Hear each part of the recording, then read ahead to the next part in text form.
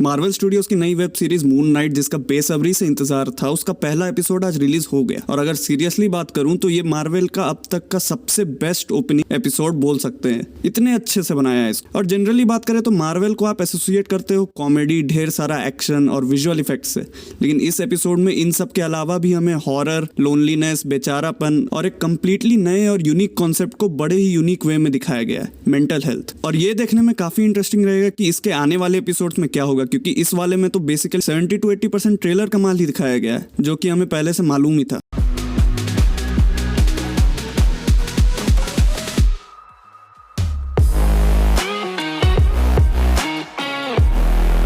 तो देखो, एपिसोड की शुरुआत ही हमें विलेन से देखने को मिलती है, आर्थर हैरो, और उसको हम देखते हैं ग्लास में पानी या फिर कुछ पीता है और फिर उसको फोड़ के कांच के टुकड़ों को अपने चप्पलों में डाल के पहन के चला जाता है। और ये ओपनिंग सीन भाई देख के मेरी तो लिटरली ऐसा लग रहा था कि क्या कर रहा है ये। और इसी सीन के कारण पूरा एपिसोड में कुर्सी से चिपका रहा। अब आप सोचोगे कि ये सीन की क्या जरूरत थी स्टार्टिंग में डालने की, डायरेक्ट अपने मेन कैरेक्टर ऑस्कर भैया से शुरू करते। तो इसकी जरूरत थी क्योंकि हमें मालूम है कि इस सीरीज में विलेन कौन है, ये बाबा जी है, लेकिन हमें ये नहीं पता कि ये कितने खतरनाक हैं। और इस सीन को देख के पहले ही हमें बता दिया जाता है, सबकॉन्शियसली हमें फीड कर दिया जाता है कि भाई संभाल के, ये बंदा कुछ डिफरेंट है, इससे पंगा मत लेना। और इसीलिए ये सीन मेरे को काफी पसंद आया। इसके बाद फिर नॉर्मल स्टोरी शुरू हो जाती है। हमें इंट्रोड्यूस किया जाता है स्टीव ग्रांट से, वो कौन है, क्या करता है, कैसा इंसान है, क्या बीमारी है उसको। हम देखते हैं कि वो बेड पे खुद को ही चेन करके सोता है, बेड के चारों तरफ रेत रखता है कि अगर वो नींद में चले तो उसे पता चल जाए, गेट पे टेप लगा के सोता है कि अगर वो नींद में कहीं बाहर जाए तो उसे पता चल जाए। ये सब देख के पता चलता है कि उसे खुद भी शक है कि उसके अंदर कुछ तो प्रॉब्लम है। फिर हमें उसका वर्क प्लेस दिखाया जाता है, एक म्यूजियम जहाँ वो काम करता है। वो बस पकड़ने जाता है पर वो मिस हो जाती है। जहाँ वो काम करता है वहाँ के लोग उसे ज्यादा रेस्पेक्ट नहीं करते और वो भी बेचारा कुछ बोलता नहीं है। ये सब उसका बेचारापन दिखाता है, जिसे देखकर थोड़ा तरस भी आता है कि कितने प्रॉब्लम्स है इस बेचारे के लाइफ में। लेकिन फिर धीरे धीरे उसके बीमारी डिसोसिएटिव आइडेंटिटी डिसऑर्डर के बारे में रिवील किया जाता है। वो बार बार अपना नाम बोलता है कि मेरा नाम स्टीव है, मेरा नाम स्टीव है, जिससे वो ये जताना चाहता है कि वो कोई और नहीं स्टीव ही है। बहुत लोग उसे दूसरे नाम से बुलाते हैं, जैसे मार्क, जो कि उसकी दूसरी आइडेंटिटी है। उसे एक लड़की आके डेट पे चलने बोलती है, जिसको वो कभी मिला भी नहीं है। ये सब देख के काफी कंफ्यूजन भी होता है। फिर उस रात जब वो सोता है तब होता है असली कांड।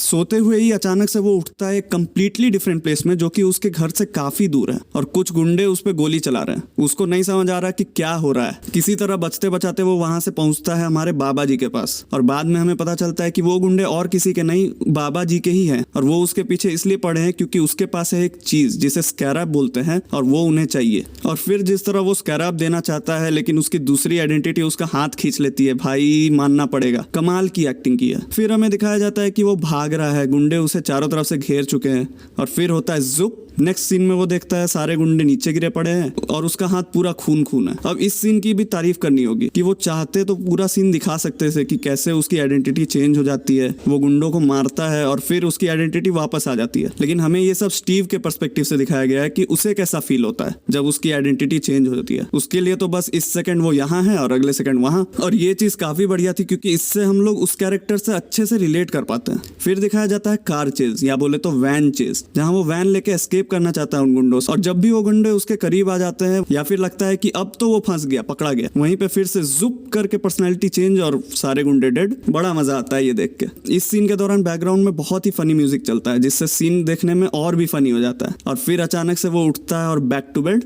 जिसको देखने के बाद स्टीव को लगता है कि ये सब तो सपना है, लेकिन साथ ही में ऑडियंस को भी फील होता है कि क्या सच में ये सपना था। इसी बात पे दाद देनी पड़ेगी इसकी स्टोरी टेलिंग की, क्योंकि पूरी स्टोरी हमें स्टीव के पॉइंट ऑफ व्यू से दिखाई जाती है, जिससे जब भी वो कंफ्यूजन में होता है हम भी कंफ्यूजन में रहते हैं कि क्या ये सपना है या हकीकत। खैर वो उठ के सोचता है कि ये सब तो सपना होगा, लेकिन फिर वो नोटिस करता है कुछ गड़बड़। उसकी गोल्ड फिश, जिसका पहले सिर्फ एक ही फिन था, अब दो है, जो कि बहुत ही माइन्यूट डिटेल लगी पर ठीक है। वो जाता है शॉपकीपर से कंप्लेन करने, जो कि देख के हंसी आ रही थी कि क्या प्रॉब्लम है अगर फिश के पास एक फिन है या दो, व्हाट डज इट मैटर। फिर वो उसी दुकान पे टाइम देखता है, शाम के 5 बज रहे हैं, और वो बोलता है कि मैं तो अभी अभी उठा, फिर शाम कैसे हो गई। और उसको याद आता है कि पिछले दिन लड़की ने उसे रात में डेट के लिए बुलाया था। वो जाता है पूरा तैयार होके, अच्छे कपड़े, फूल, चॉकलेट्स, डिनर में ऑर्डर करता है स्टेक, लेकिन वो आती नहीं। वो उसको फोन करके पूछता है कि क्यों नहीं आई। वो बोलती है कि मैं तो आई थी पर तुम ही नहीं आए 2 दिन पहले। और यहाँ वो हो जाता है पूरा शॉक्ड और उसके साथ हो जाते हैं हम भी शॉक्ड। वो सोचता है कि वो पूरा दिन सोया था, पर असल में तो वो 2 दिन से सोया ही हुआ था या फिर 2 दिन से कहीं और घूम रहा था। और इस सीन को देख के बुरा भी फील होता है कि बेचारा एक तो उससे कोई पूछता नहीं, और जब लड़की सामने से पूछी तो वो उसको मिस कर दिया, और साथ ही में उसके लाइफ के 2 दिन भी गायब हो गए। तरस आता है भाई पे।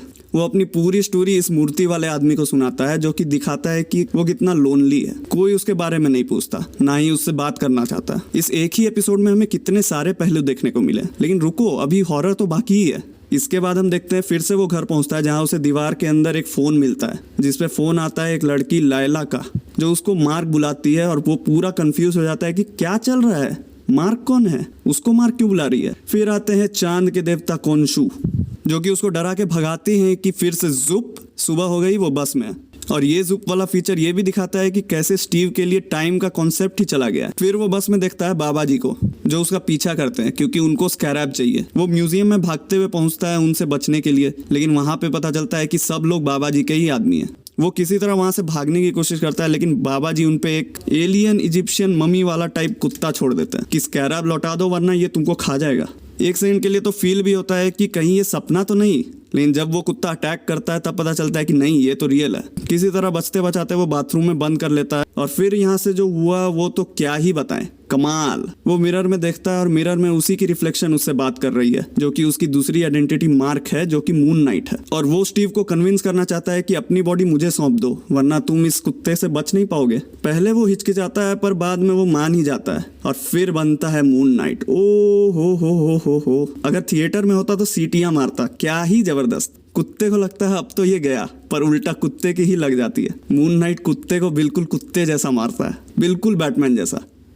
नहीं सॉरी, बैटमैन नहीं है ये। और इसी के साथ मार के वो घूमता है और कैमरा में घुस जाता है। एपिसोड खत्म। सच में ये एक 40 मिनट के एपिसोड में इतना सब कुछ दिखा दिया कि ऐसा फील होता है कि पूरी मूवी देख ली हो, एक बार भी बोर नहीं लगता। काफी बढ़िया तरीके से स्टोरी को प्रेजेंट किया गया। मैं इसके अगले एपिसोड के लिए काफी एक्साइटेड हूँ, क्योंकि पहले एपिसोड में हम लोग 70 से 80% लगभग ट्रेलर में ही देख चुके थे, लेकिन उसके बावजूद भी देखने में मजा आया। तो सोचो जब मेन माल जो कि रिवील नहीं किया गया है वो दिखाएंगे तो क्या होगा।